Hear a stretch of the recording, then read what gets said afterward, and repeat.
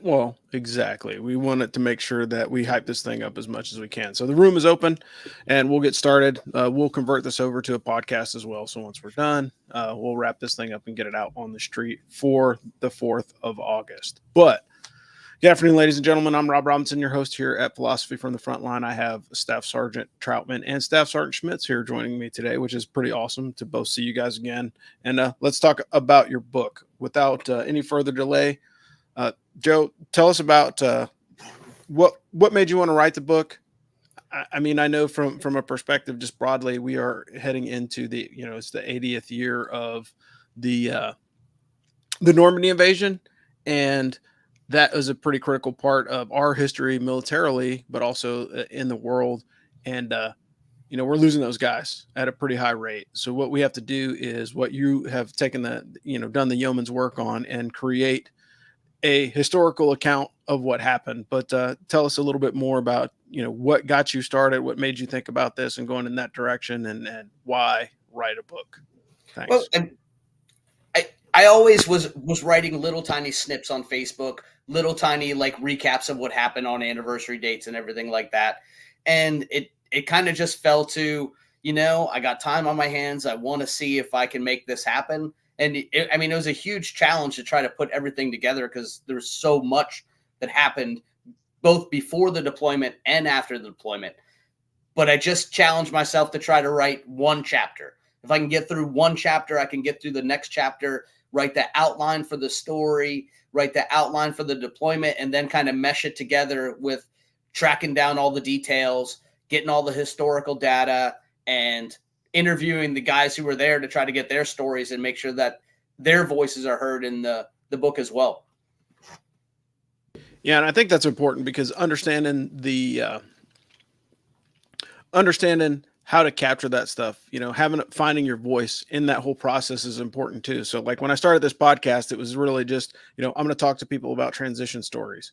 And like all podcasts, they evolve after the first year or two because you get different inputs that make you want to change the direction that you're going, not essentially the core of what you're doing, but make modifications to make it more accessible to the most people. And so I appreciate the fact that you have actually written a very good story about, some heroes, Paul being one of them. But, so one of the questions I do have, and I know that you've done a lot of work, but like, honestly, how many hours of interviews have you actually recorded to write this thing? Because that's one of the parts of a lot of authors, we don't get that insight on, what was your research process, because this is a work of nonfiction. And so to really capture the story the best, how long did it take you to really kind of frame this thing up and get the information that you needed? All right. So it took me 8 months overall to actually sit down and write. That's the writing piece. Now, the interview process, I would say probably about 1,000 hours of being on the phone and text messaging and other stuff with different people from the units. And I would say like at least 2 months solid of working like 8 hours a day to actually just get the thing ironed out and making sure that it's a legitimate product and not just a bunch of words thrown together. I mean, it's a legitimate process. Writing is a lot harder than I thought it was. Yeah. And that's the other thing. And then the other challenge that you took on was, basically editing and publishing this thing as well. And so a lot of people, have these grand ideas like, hey, I want to do a book, or, hey, I want to do a podcast, or, hey, I want to do this. And like all these things take a little time and money to do if you want to do it correctly. And so, from the writing process, I mean, you have a 400-page book. I'm sure like if you really dove a lot deeper into, the eaches or more of the personal stories that people were telling you, you could have been 6, 7, 800,000 pages. But again, it goes back to accessibility. So I have to balance as an author, same thing with a podcast. Like, how long do I talk? Because there are people that have audiences that can go for 3 hours and people are going to listen to that long form discussion, but depending on the subject matter and the topic, like I may only be able to do 20, 30 minutes successfully. And so, what really made you, get to that point where you had to I know you had to cut some stuff, and I'm sure you weren't happy about it, No. but editing is all part of the process. Yes. Well, I tried to fit in as much stuff that helped tell the story and follow along the timeline too, because it's important to know the flow of events. But there's a lot of stuff. There is a lot of stuff that I could not fit in. I mean, I easily could have written 1,000-page book. There's so much content, but you got to kind of like balance it out and make it flow. I mean, I've read this book about 3,000 times just to make sure that everything goes together and it tells the story, and it doesn't stick too much in one point so that you get lost and lose interest. It moves on to the next story and builds and builds and builds. But I mean, it's a lot to try to do that. You have to take piece by piece and make sure, okay, does this overlap with this? Does this overlap with that? Especially when you have the battle sequences and multiple platoons at the same time telling one story. I mean, you got to kind of like fit it all together so that you don't tell the whole battle from one perspective and miss out on from something else. I mean, that took me the longest to do, was the battle sequences, to try to make sure that it kind of ebb and flowed back and forth and the battle makes sense as you're reading along trying to do it. Yeah. So, unlike a movie, you can't do a quick jump cut to another scene and then run the scene and then jump back. There has to be some type of transition, especially in writing. And so that makes it incredibly difficult to manage. And so I appreciate the work that you've done, because there's a lot of stories there, and there's a lot of different perspectives, because, we had 172 people on the ground, and at most, particularly on August the 4th, we probably had 160 people in contact on that day.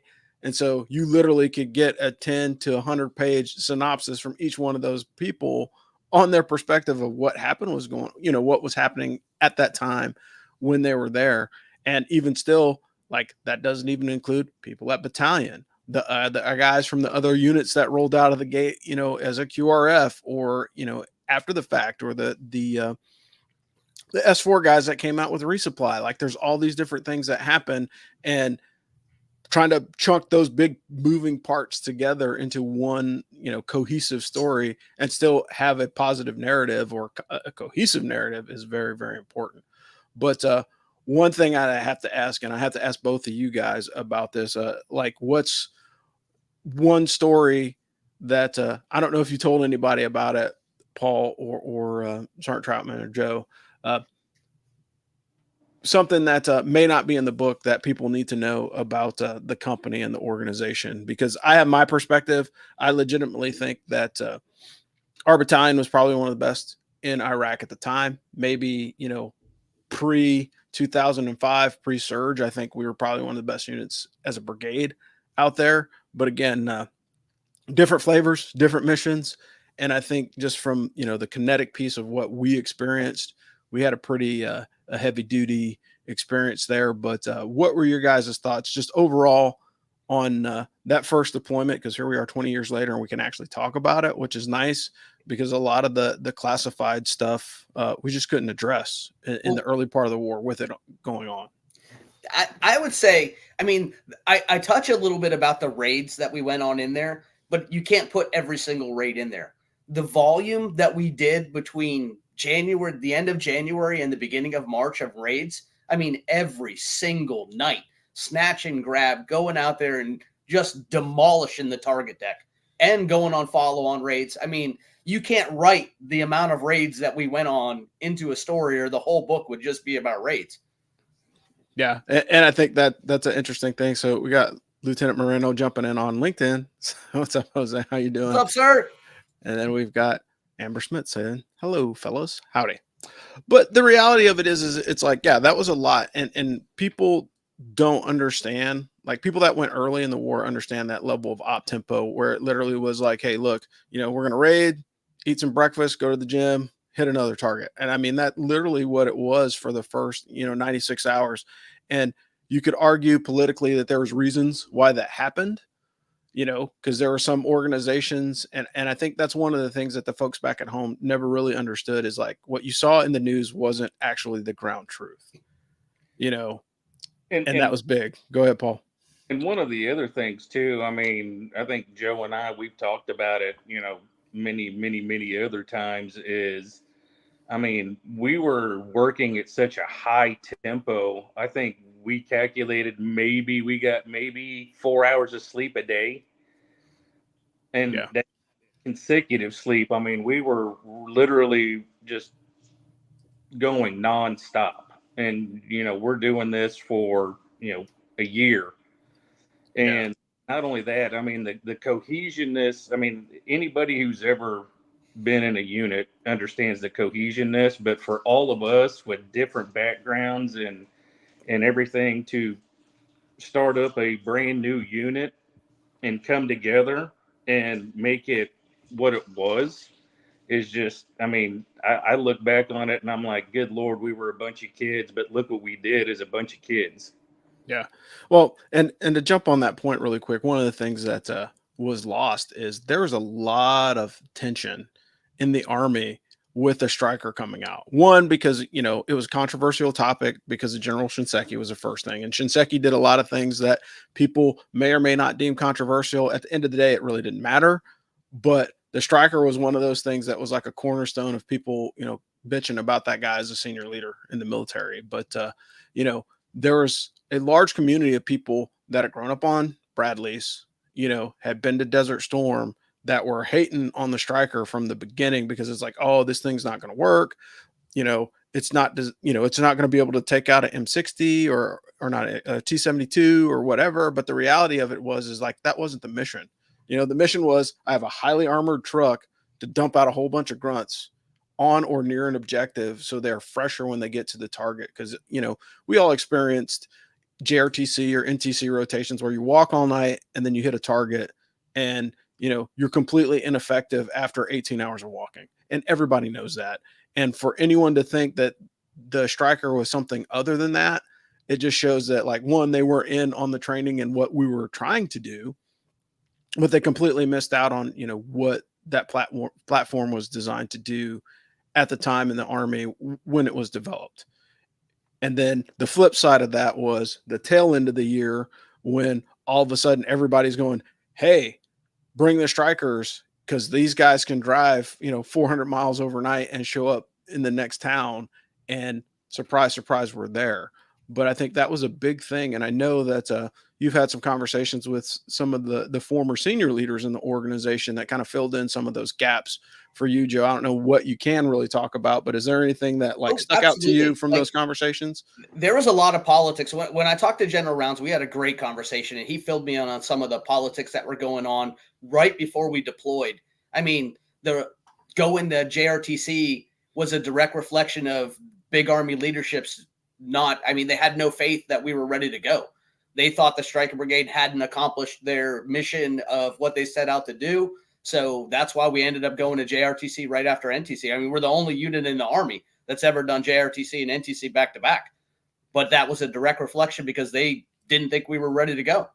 So once we ended up getting certified, there was more politics that went on once we got to the deployment. We weren't actually supposed to go forward into Iraq until the first of the year. Yeah. But their fourth ID was getting smacked around in Samara. So then they were like, hey, let's send the Stryker Brigade forward. Yeah. And again, and those are the things that, as your average who on the ground, you don't really see. You're just like, hey, we're going to do this. It was just like, and you and I talked about this before, and I don't know if we mentioned it on the last show or whatever, but like when Saddam Hussein got rolled up, right? Everybody was celebrating, like, yes, Saddam Hussein got captured. We're going home. And everybody that had, a brain cell that was functioning at the time looked at each other and was like, we're not going home. We're on orders for next 365 days. So like, things may have changed operationally. We may go somewhere else, but at the end of the day, it wasn't like, oh yeah, we're going home because, something political happened. And having experienced 3 presidential campaigns while I was deployed, there was a difference between each one of those administrations as they were coming and going. And so that's also one of the things that we have to account for.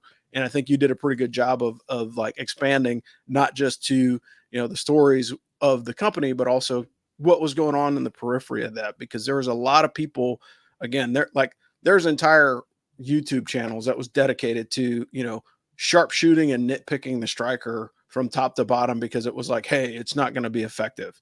And what those guys failed to miss is, or what they failed to highlight was, it wasn't about the vehicle, it was about the soldiers, right? And that's what the Army is about. Unfortunately, our services have grown up with, showcasing a particular platform as like their marquee thing. So like for the Navy, it's the carrier; for the Air Force, it's the F-22 and then the F-35.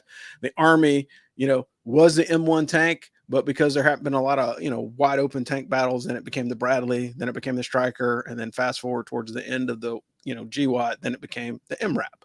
But at the end of the day, the thing that we showcase is not as important as the people, and I think the soft mentality works the best because, people are more important than hardware. But I think there's something that was lost in translation because there was such a push to get this new technology on the battlefield that people focused on the tech and forgot about, all of us that were riding in the back that actually had a mission to do. And that was, to me, I cut my teeth on the Bradleys. That's what I signed up for. And when I got to Fort Lewis in 2000, they had just taken the Bradleys away and they were like, hey, we're going to start up this new thing.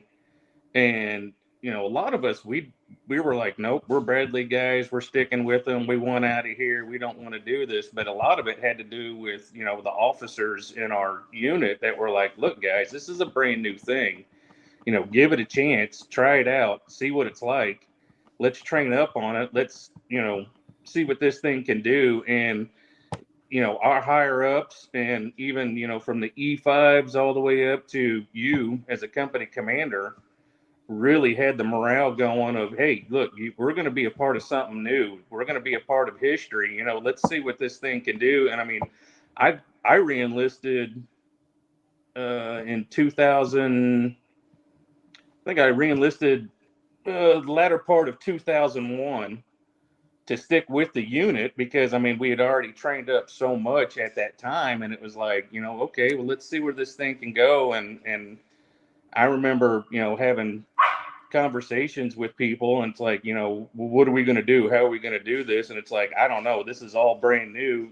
Let's stick it out. And a lot of us did. That's one of the reasons why I re-enlisted was because I wanted to see and I wanted to push forth the idea of this intermediate infantry brigade just to see how it's going to roll out. Yeah. And I can tell you as a guy that sat at brigade for, almost 18 months before getting into command, like the op tempo in 3-2 was absurd. Like, and even the culminating event of doing, so we did MCO2 in July, which with 520, then we did NTC in November, then we did JRTC in January or February or whatever time it was. Then we did the joint logistics over the shore mission, so we did all these huge moving parts for the Army, and like no unit does that. No unit does that. And we did it to show deployability. Like I ran into people that were naysayers like, oh, there's no way. I've never seen a Stryker fit inside a C-130. I have. Like, why? Because I was there from the very beginning, and all those load X's down there, putting them in the mock-ups and getting everything set to go.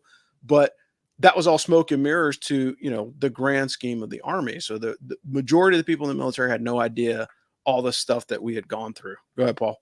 We even loaded it up there on the tarmac there at Fort Lewis. Yep. That short runway, we loaded one up with troops and everything. And even on that short runway, it was able to take off and circle around and come back in and land. Because if I'm not mistaken, weren't we doing like a little mock deployment exercise to prove that it can take off and land on even the shortest of runways? Correct. And that was the intent of the Stryker, right? I want to have a highly armored vehicle that's C-130 transportable that could deploy. Now, the necessity for that utilization just wasn't there. Could it be done? Like, yeah, absolutely. But it just wasn't there based off of the op tempo that happened. Because once people figured out that like, oh, these things are highly mobile, they get firepower and they bring a whole lot of troopies with them. Guess what? Everybody and their brother wanted a detachment of Strykers because of the flexibility that it provided for their operations. We did 8 cities in 11 months. Not a lot of people remember that. We do because like we lived it, but like on average, like it's not something, it's not something that's touted in the history book, or if you go to the, 3-2 Stryker Wikipedia page, it doesn't talk about all the little stops along the way that we had. in that first deployment and really prove the concept. And if, for those of you guys that are still, on the Bradley train as naysayers, like Strykers were supposed to be an interim solution in 2001. And here we are, it's 2024 and there's Strykers everywhere. So that tells you that there's more to it than just, that initial deployment. Well, one thing too, to caveat too, I mean, the Strykers were great, but one thing that people don't realize is the soldiers that we had before we ever got Strykers and the way that we trained. I mean, Paul will tell you, from before there were ever Strykers, we shot rounds down range every single day. We practiced entering and clearing the building. We did battle drills every single day. The guys on the ground were already good. But I will tell you that you can see the effects of what a commander can do to a unit. Because when we got that change of commander before you, it almost destroyed an absolutely great unit. Yeah, and I think morale has a lot to do with it. And for those of you guys that are listening to this, or you're listening to the podcast later, understand that like leaders matter. Far be it from you. And like one of the things that I always hated to hear, and so if I ever heard an NCO or a soldier say, well, I'll just turn it on when I get to compat, I want to get rid of that person, right? I want somebody that switched on from the very beginning, because the people that weren't ready when we got down range, it showed, and it was obvious. And we're like, oh, I don't want that dude within the same grid square as me, let alone on a patrol, watching my six. And that was one of those things that, completely intangible, and you have to go with your gut. And that's the thing. And like for me, it was even harder. And I know you and I have talked about it, was just like coming in and not knowing anybody. And like to this day, if Sergeant Wheeler is listening, thank you. Steve Bridges, rest his soul, thank you. Because if it wasn't for those two guys vouching for me, it could have been a lot worse for me coming into that organization, literally taking command 2 weeks before, the whole organization shipped out, and that was an interesting experience. But I had full faith and confidence, because again, I was a brigade ammo guy. I knew how much you guys were shooting, so I knew that you were trained. I just didn't know what was the tipping point of how far you guys were going to go, or how much damage the previous commander had done before we got to the operational deployment. I will tell you this too, and this is one thing that I'll stand by. There was other units that had Strykers, and they didn't perform as well as we did. So it can't all be the Stryker. Yeah, well, and that was part of it too. And I think really, the difference was when other units were there, it was the mentality and the attitude. And again, the advantage that we had was like, look at it as like a marathon runner or an Olympic athlete. Like you guys as the organization had trained so much that when you finally deployed, you were peaking, so like at the end of the day, that deployment would have went well, Strykers or no, just because of the amount of training that happened to the lead up. But being able to leverage the platform just made it that much better, because like, yeah, oh, by the way, I got a rolling support by fire. I can, dump out all these HUAs on an objective that are fresh and are ready to go, versus, again, doing movement of contact all night, which is a royal pain in the ass. Like if you've ever done movement of contact at night anywhere in the Army, mounted or dismounted, that it's going to suck. And if you haven't done a movement to contact, be thankful, because you're probably not in a unit that does it. But like if you've done a dismounted movement to contact at any point in your military career, you're like, I don't know how we're supposed to survive after walking, from 6 o'clock in the evening until 4 o'clock in the morning, dumping all of our stuff in a patrol base and then going and assault an objective. Like that just absolutely makes no sense. But it's like, if I can make that movement in 2 hours rather than 6, in a vehicle rather than dismounted, even better. And I think that's just an adoption of TTPs that we were lucky enough to help evolve in the early part to get to where we were when we deployed. Even the training up to, before we got the LAVs that were loaned to us, that way we could start practicing on them. We would walk out, we would do our training, we would walk back in, and then as soon as our gear was cleared, we had engineer tape out there on the quad, and we were practicing, okay, get in your stack. All right, take this room. Okay, what's, we were constantly, whether you were out in the field or whether you were back in garrison, we were constantly going through the movements. We were going through, if this was to happen, what would happen? I mean, even when I was a sniper, I would take the platoons out, and I would go ahead and I would let the lieutenants know. I'm like, okay, you're going to be the first one to get shot, in that mock setting, and go, okay, we're going to see what happens with the chain of command after that. Because, I mean, and that's when we started coming up with the idea of, every guy who's from, private on up to lieutenant, you need to know the job of the guy ahead of you. And I think that was another thing that helped us a lot, was we trained the guys that were below us to take our jobs. At the same time, we were training our guys, but we were also learning the guys' job ahead of us as well. To where if it did happen, we were still able to function as a unit. Yeah, the whole training your replacement thing, what a novel concept, right? Like, hey, if I can train the guy that's working with me to do my job just as good or better than I can, awesome, right?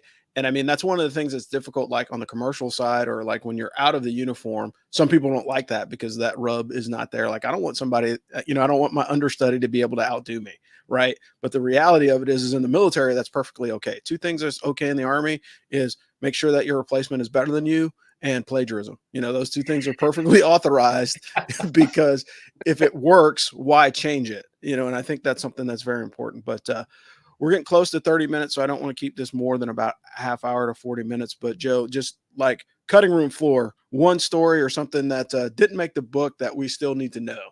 Oh, man. There's so much.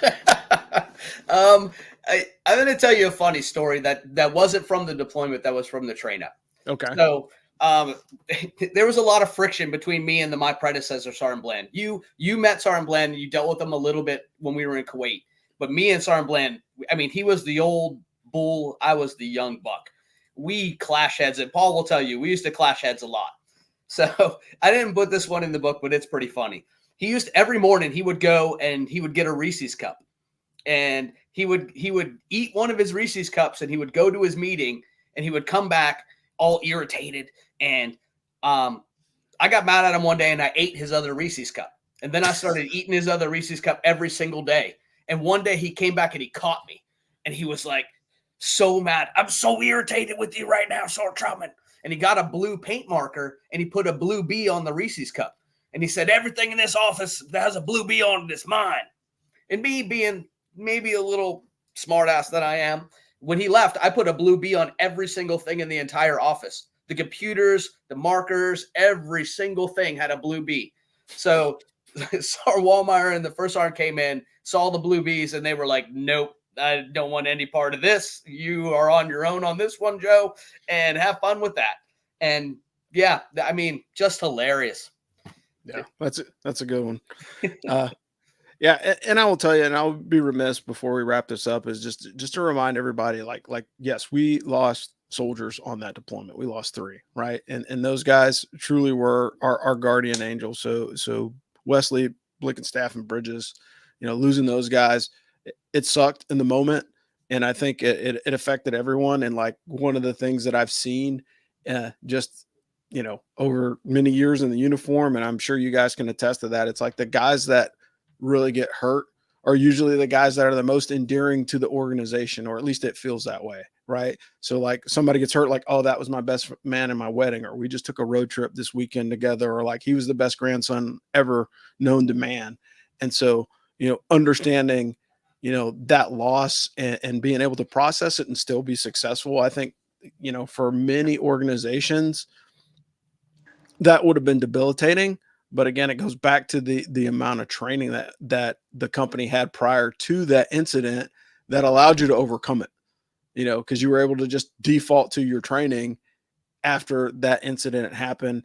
And, shout out to Lieutenant Armini as well. And one of the things that was incredibly frustrating for me was, him not being adequately recognized. So we're going to recognize him publicly here on the socials, but him pulling his truck in front of a dismounted squad, and then his truck eating an RPG-7, and he got wounded. Like, nobody talks about that, but that is certainly one of the pivotal moments of our operational deployment was Damon Armini, putting his truck in harm's way, because again, not only did he get hit, but Sergeant Woolrich got hit, and everybody else that was in that truck got peppered with shrapnel when it got hit by the RPG-7. And Paul, we know your story.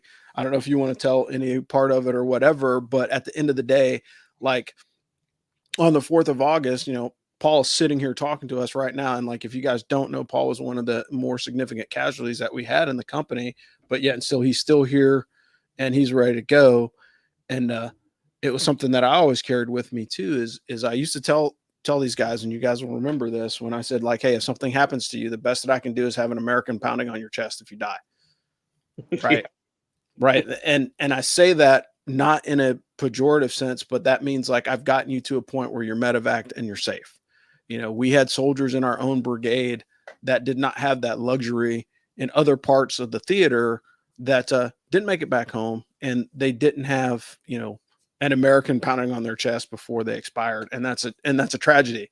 I can't say it was good or bad leadership because I wasn't there, but that was my testament to you guys, was I'm going to make sure that I move heaven and earth to get you guys back home.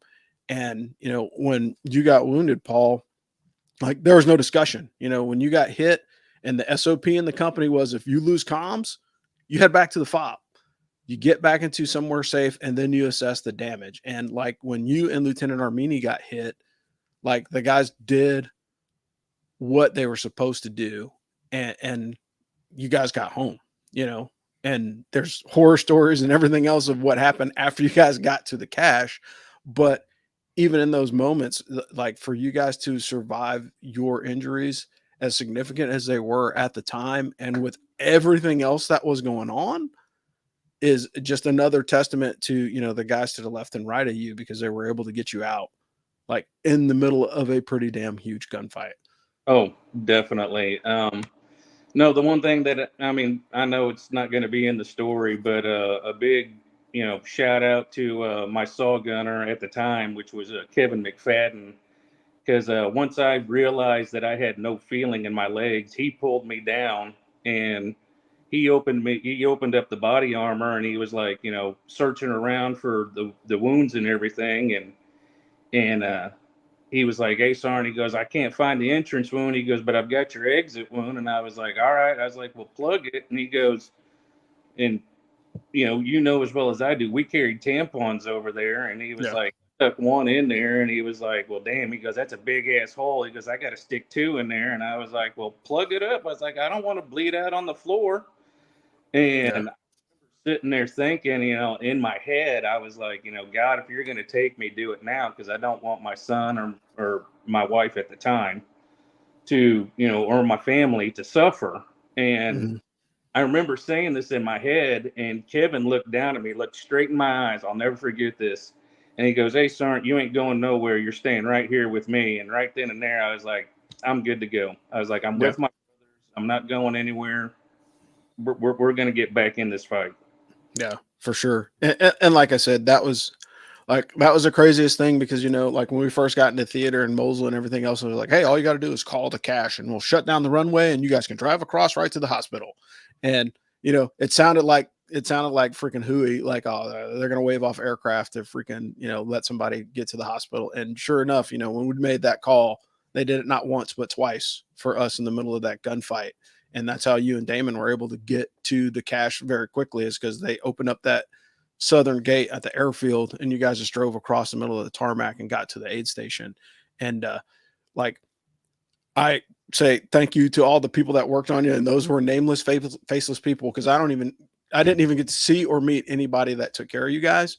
But, thank you to the good old U.S. Army medical service people that took care of you guys and patched you up at least enough to get you out of theater, because it was impactful. And I think at that point in the year, if we would have lost more people, I don't know if we would have been able to pull out of a nosedive like that, particularly, the stand-in XO. And, again, Paul, you're one of the most beloved guys, particularly in 3rd Platoon, but like the whole company knew you because you were a sniper too. And so it would have been a rough scenario had you not made it back. And I can say that in all honesty now, because we're like 20 years removed from that situation.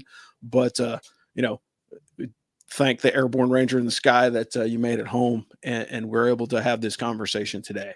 But one last trip around the horn. So give you guys opportunity to close this thing out, and then we'll wrap for now. The book comes out on the 4th of August. For those of you guys that are looking, just look up Joe Troutman. It will pop up on your Amazon feed. It is the #1 new release on pre-orders, which is pretty amazing. But like now we've got to work to turn this thing into a bestseller after it's all said and done. But any other comments before we close this thing out? I think for me, I want to thank you guys a lot, because you guys got me home, and I was able to, I've got a beautiful wife now. I've got to spend time and raise my 3 boys, Matthew, Whitman, Luke. I've got a granddaughter right now. So on behalf of my family, thank you guys very much. Wow. That's super powerful, Joe. How about you? I would just like to say that, I mean, all the gunfights, all the raids, all the cool guy stuff that we did, that does not define this unit that we were in. If you read the book and you understand the story, you know that the true power of what we were was that we were an organization that was a family, and we took care of each other, and we brought everybody that we could back. But if you put out a net call today, I guarantee you everyone would answer, and we would go anywhere in the world and demolish somebody just off of a text message, because that's the kind of people that we are now. And that's the way, that's the family that we are. Yeah. We still have that mentality of 96 hours anywhere in the world. Wheels up, wheels down, ready to roll. Yeah. And I think that's true. And that's one of the things that's to me is the coolest part about this whole experience, is like catching up with guys, talking about, what happened. It's like we have not been separated for 20 years. No. It literally is like, it's more like 20 minutes. You know what I mean? And like, that's what it feels like when we get together and have the opportunity to talk. So for Philosophy from the Frontline, this is episode 86. This is a special one because we did it live as well. I'm Rob Robinson with Joe Troutman and Paul Schmitz, both former NCOs in Blackhawk Company 123. What's the name of the book again, Joe? Just for everybody's knowledge. It's called Gods of War, The Legend of Blackhawk Company 123 Infantry. Yeah, so check it out. It's on Amazon, and be on the lookout for both hard copy and soft copy. So the Kindle book is dropping pretty soon. The hard copies will be shipping around the 4th. Yeah, on the 4th. Yeah, so if you order a hard copy, they will ship on the 4th, and take a look at it. You might learn something. You'll get to see a great, at the minimum, human interest piece. But if you're like a war junkie, there's plenty of that stuff in there too. So thanks again for checking us out. This is Rob Robinson for Philosophy from the Frontline. We'll see you on the high ground. Thanks.